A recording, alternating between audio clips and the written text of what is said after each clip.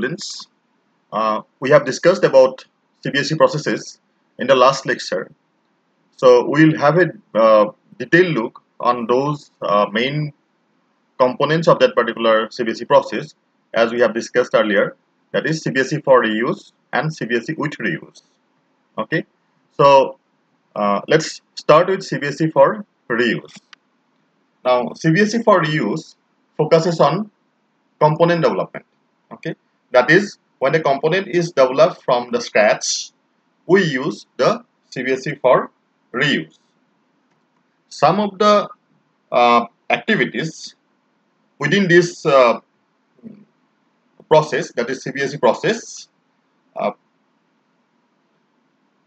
such as initial discovery of the user requirement, are carried out in the same way as in case of normal software processes. Okay, so the requirements are identified in the same using the same process. However, the components developed for the specific application usually have to be generalized to make them reusable. That is, those which are the components that are developed for some applications, it cannot be very specific because they are reusable, so they have to be made generalized. Okay, and the components is most likely to be reusable if it is associated with a stable domain abstraction, that is the business object. That is, when there is a stable domain abstraction, like say as the example you can see here, that is the hospital stable domain abstraction, then the component has to be developed taking into that domain. Okay, that means the like the fundamental purposes, like a hospital has nurse, patients, treatment, etc. So components have to be developed taking into the it has to be more generalized one. Okay, taking into abstractions of the domain.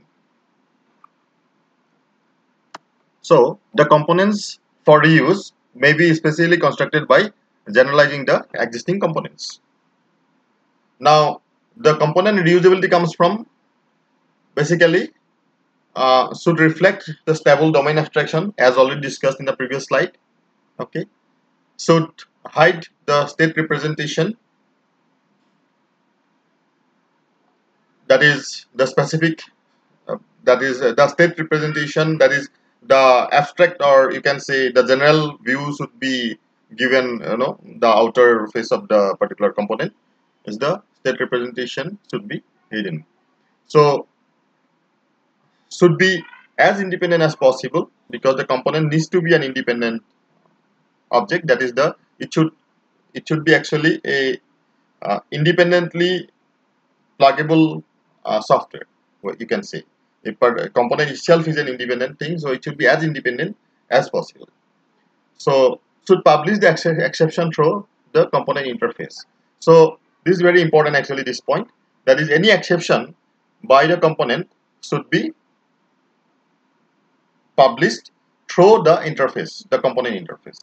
That is, it should not be should not be published, means the exception should not be held specific to a particular component, but it should be available through the interface when you are, because mainly it is important because most of the components, there are number of components that has to be combined in the for a system to be developed which is using CBSE. So the exceptions should not come from the component wise, that should be published through the interface. Okay, so there is a trade-off between basically reusability and usability. When we say reusability, as we have discussed already, it should be more general. When it is more general, means the system is more complex. Okay, and hence when it is more complex, it is less usable. So this trade-off has to be compromised somewhere in between. Okay, so the complexity and usability. Okay, because the system becomes more complex when we try to make it reusable. So when a component is developed from scratch, that is the component for reuse in the CBSE process, then there are some task which needs to be carried out, so that, or you can say changes that needs to be carried out, so that the components become the developed components, that is developed from scratch, is reusable, and it is being used by would be liked by the people uh, to use it as an independent component in their system, the system they are going to develop. Okay, so while doing this, to make it more general, we need to remove the application specific methods. So the first activity that change that must come is to remove the application specific method to make it more general. Then change names to make them general. That is, uh, the names used in uh, the particular reusable component should be a general one. That is, change the names to make the names general one, so that it is usable by everyone. Okay, so add methods to broader coverage. So the method should be added in such a way so that its coverage or its usability becomes more broader. Okay, so make exception handling consistent. So there should be the exception handling should be made consistent. Add a configuration interface for component adaptation, because to connect the component we need an interface. But so interface is a very important mechanism here, because they are independent components that you are going to develop. So there, the interface plays a very important role to make it compatible to the systems that are going to be used.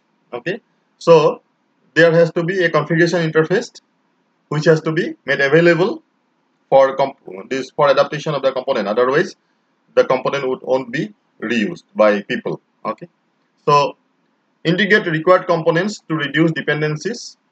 So so integrate the required components, different components, to reduce the dependencies on one another. Okay, so these are some of the changes that must be made to the component development process, so that to make a component reusable. Okay, exception handling is a serious issue which needs to be considered while uh, developing components for reuse. Okay, so the components basically should not handle the exceptions themselves.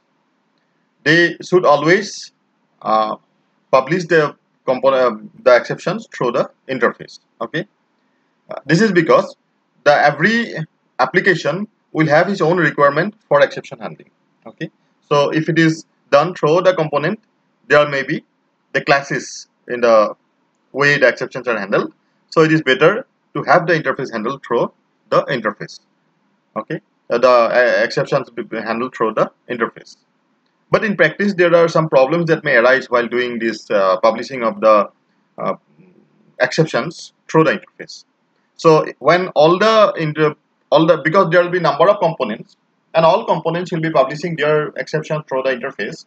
So publishing all the exceptions at the same time may actually lead to blotted interfaces. Okay, that may be difficult to understand for the developers. So this may lead to actually uh, put the potential users away from those components. Okay, it may lead to problem where the users may not feel like using the components to uh, develop the system. Okay, because of this kind of, when exceptions have become harder to understand, may keep away the customers from the components. Similarly, the operations of the component may depend on local exception handling, and changing this may have serious implication on the functionality of the component. So there are some operations of component that may actually depends on the local exception handling. So if that is being changed while it is used through the interface, this may lead to serious uh, implications on the functionality of the component itself. So these are the two basic issues that needs to be these two problems that needs to be uh, taken care of by the developers of the component while they develop the components for the use. Okay, the existing legacy systems can be actually repackaged to use as a component, okay, to perform some useful business functions.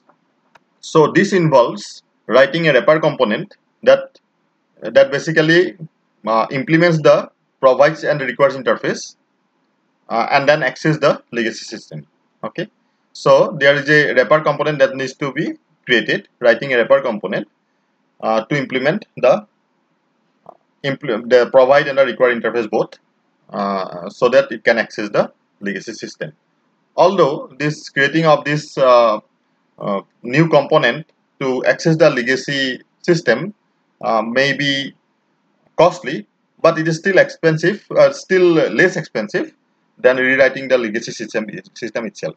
So instead of rewriting the entire legacy system, a component creation, that is the CBSE for reuse, using CBSE for reuse, becomes less cheaper than creating an entirely or rewriting the entire legacy system. Okay, so even though it is costly, it is a preferable method for implementing the legacy system. So development of some of the reusable components have some downside also. Okay, that is, the development cost of the reusable components may be higher than the cost of specific equivalent. That is, when instead of the functionalities that are to be performed, if that is done using normal procedure of the software engineering, that may actually sometime many a time it may uh, require less cost than developing a component, that is reusable component for that. Okay, because the new reusable component have to be general, and so the specific method or specific uh, developing of the specific part from using software engineering method may be cheaper than developing a generalized component. Similarly, the generic components may be less space efficient and may have longer execution time than their specific equivalent. So while using when the general components are being generic components are developed, they may be less space efficient than the specific application developed for normal software engineering process. Okay, instead of CBSE. So even those components which are developed may take longer time to execute than the normal codes which are, or the normal part of the system functionalities which are being developed using the uh, software engineering methods, okay, processes. Another important requirement on a part of the developer's team of a component is basically how to manage the component. That is, how to classify the components so that they becomes easily available to the users. Okay, that is so that that is making the components available either in a repository or as a service. Okay, so when the components are being classified, it can be available through some repositories, or the components can also be made available as a service. Also, the component management involves maintaining information about the use of the component, that is how to use the component, and keeping track of different component versions. If component has more than one version, that is the component management should have the detail of different actually it should keep track of the different versions of the component.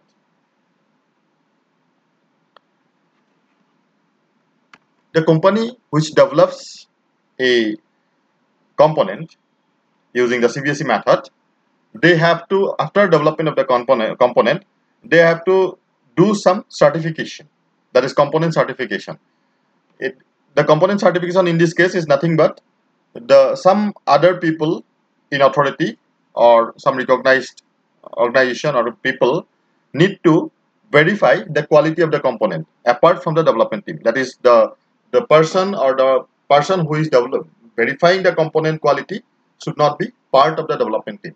Okay, should be someone which is outside of the development team. CBSE with reuse is the other part of the CBSE process. That is where you use a component or you use the components to develop the system. Of course, along with the components, you need to use the interfaces. Okay. Now, in the CBSE with reuse process, you can say it is a sub process of the main CBSE process, where you need to carry out certain activities so that the components are integrated properly. Okay, so first and important activity here is to find and integrate reusable components. Okay, that is the real components or reusable components needs to be found out according to the requirement of the system that is needed to, to be developed.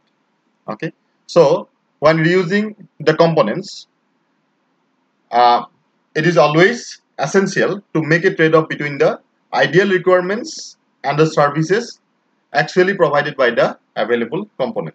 So when you say ideal requirements here, it is the requirement of the system as a whole, or the system which is to be developed by the developers team. So those ideal requirements has to be found out first, and then it needs to be decided whether the components which are identified, available components, they meet those requirements or not. Okay, those ideal requirements or not.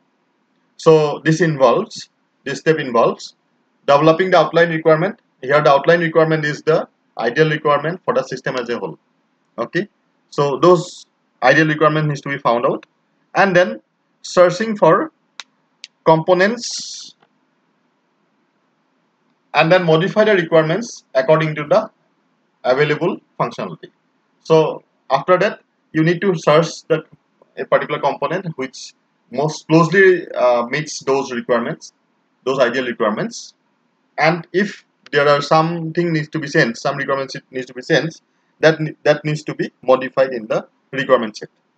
Okay, then so if required, you need to search again to find if there is better component which meets the revised requirements. So if maybe there may be another component which may be more close to the requirements that are required to be developed, this to be provided by the system.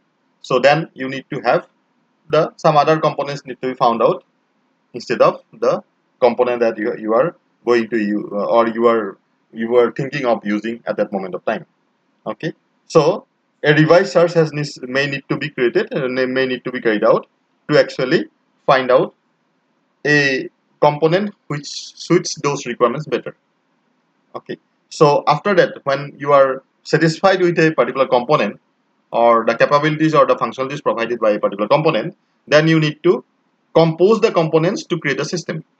Okay, then you need to connect the components through interfaces to create the system. This process of the CBSE with reuse is shown with a diagram here, that is outline the system requirements, the ideal requirements initially, and then identify candidate component, that is the component which are likely to satisfy these requirements, and then modify requirements according to the discovered component, because everything is not going to match.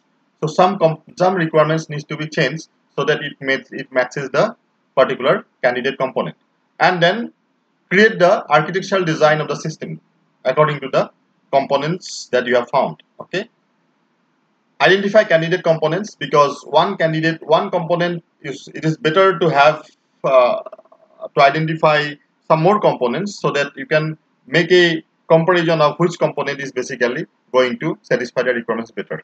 Okay, so you can create a set of candidate components and then decide which components are going to satisfy those requirements, and then you can go for this composing of the components, that is compose the components to create the system.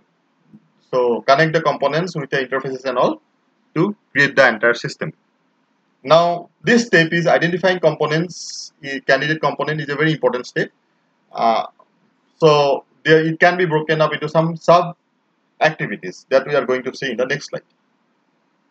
The component identification process of the CBSE with reuse process is basically can have these sub activities. Okay, so these sub activities like component searching for the components, then component selection and component validation. Now to to identify those candidate components, there has to be a search that has to be carried out. Okay, according to the requirement, the search has to be carried out in the repositories, and then component selection is basically to identify which component satisfies those requirements better, and then go for the component validation. Component validation is actually a very important activity, sub-activity here, because the components are developed by some third party. So the component needs to be validated properly before using them in the system to be developed. Okay. So while identifying the components, there are three key issues which needs to be handled. First is the trust, that is how trustworthy the creator, supplier of the component is. Okay. So when the trust is the concern, a untrusted component may not actually operate as advertised, because the way the creator of the component has advertised, if the supplier is untrusted, then whatever is written in that particular document about the components may not be true. Okay, so at the worst case, it may be a component which may breach your security, that is, it may try may be malicious, okay, in its activity. So that can be there. The trust is a basic concern where it needs to validate the component, that is the identify the component uh, to be a trustable one. Now our next is the requirements. So different group of components will satisfy different requirements. So the requirements, because the basic requirements are already set for the system, so the component has to be selected in such a way that it meets the requirements in closest terms. The next issue is the validation, that is to validate the component according to the specification, okay, so that the proper and comprehensive test cases can be developed. Okay, so sometimes the component specification may not be enough to develop such comprehensive test cases.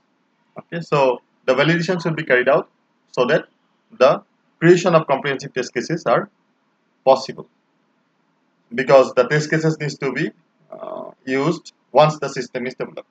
So similarly, the components which you have identified uh, may not have, may have some unwanted functionalities which is not required for the system to be developed. So that validation also needs to be carried out, whether those unwanted facility is what is actually should be, can be ignored, or should not actually, the component should not be reused for that particular unwanted functionalities, because the unwanted functionalities may interfere in development of test cases also, because test cases needs to be created according to the functionalities. So many a time this may create problem for developing the test cases. So component composition is the next topic. Is basically, component composition means when you uh, assemble the components to create a system. That is the process of assembling the components to create the system that is required. Okay. So composition involves integrating components with each other with the component infrastructure. Many times a glue code may be required to integrate the components. Suppose there may be some, it may not be exactly possible from, uh, from provide interface to the required interface to connect a component. So in between there may be a glue code which may be required to make them compatible to one another. Okay. So while developing the system, we might actually require all form of, component composition. There are actually three different categories are there which I am going to discuss. All form of component composition to be included. Okay. So definitely there are some glue codes which may be required to link the components. So there are three different type of composition: sequential composition, hierarchical composition, and additive composition. Sequential, as the name indicates, is actually where the components are executed in sequence. That is, this involves actually where the provides interface gives the inputs to the require interface of another component. So that when the component's execution becomes sequence in order, then it is called as the sequential composition. Hierarchical composition is where one component calls on the services of another. That is, when it is in hierarchical fashion, that is, one component gets the services, calls for the services of another in the above the hierarchy. Okay, so the provide interface of one component is composed with the require interface of another. Okay, so in that is in hierarchy. So one is above the other, where the provide interface actually gives the required inputs to the provide interface gives the required to gives the required information to the required interface of the another. Similarly, the third is the additive composition, where the interfaces of the two or more components are combined. When we have the requirement and the provide interface combined, and then there is a interface which actually deals with these combined interfaces, then we call it the additive composition. This is the diagrammatical representation of these three type of composition. You can see the first one, where we may require a glue code in between, because it is a sequential connection. That is, where we provide interface, gives some output, generate some output, which may require a glue code to convert it to a manner so that it exactly fits the required interface of another component, and they execute in sequence. Now here the services of the one component A, which is above, which can be considered to be in the above order in the hierarchy, where the provide interface gives the required information to the required interface of the another component. Okay, so they can be connected in a way in hierarchical composition. Okay, so third is the additive composition, where you have the two interfaces combined, or two interfaces of the required interface and the provide interface, both combined, of the components A and B, so that they can be considered as a single components which are working together. Okay, and that is provided through a interface here. Okay, so this is how the additive interface works, additive composition works. So this is sequential composition, this is hierarchical composition, and this is the additive composition. In ideal situation, we should have the interfaces which are designed in such a way so that the components becomes compatible to one another. But in reality, it does not happen, because most of the components are designed to work independently. Okay, so when we are using the independent components to develop a system, we may have some incompatibilities in between them. Okay, and these incompatibilities are basically means that the interfaces of the components that we wish to compose are not the same. Okay, so there are three types of incompatibilities that can occur. The first is the parameter incompatibility, where the operations have the same name but are of different type. Okay, so when we have such things, like when they are of different type but having the same name, then we call it the parameter incompatibility. Similarly, there can be operation incompatibility, where the names of the operations in the provides and the required interfaces are different. Okay, then that is called as the operation incompatibility.